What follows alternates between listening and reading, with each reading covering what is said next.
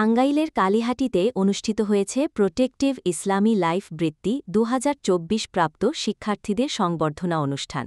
বুধবার সকাল ১১টায় উপজেলা পরিষদ হলরুমে অনুষ্ঠিত এই উৎসবমুখর অনুষ্ঠানে বৃত্তিপ্রাপ্ত শিক্ষার্থীদের হাতে স্মারক ফলক ও সনদপত্র তুলে দেওয়া হয়। প্রধান অতিথি হিসেবে উপস্থিত ছিলেন শিশুর মধ্যে সম্ভাবনা সঠিক শিক্ষা দেশের উন্নয়নের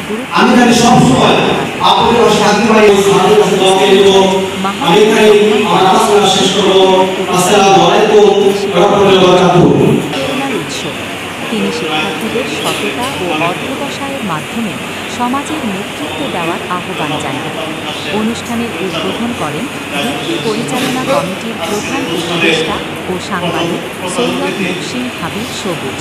সভাপতিত্ব করেন পরিচালক কাশেম আলোচক হিসেবে বক্তব্য দেন প্রোটেক্টিভ ইসলামী লাইফ ইন্স্যুরেন্স লিমিটেডের উপব্যবস্থাপনা পরিচালক জাহিদুল আলম ভূঁইয়া।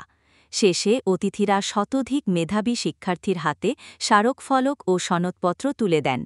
পুরো অনুষ্ঠান জুড়ে ছিল আনন্দময় ও উৎসবমুখর পরিবেশ।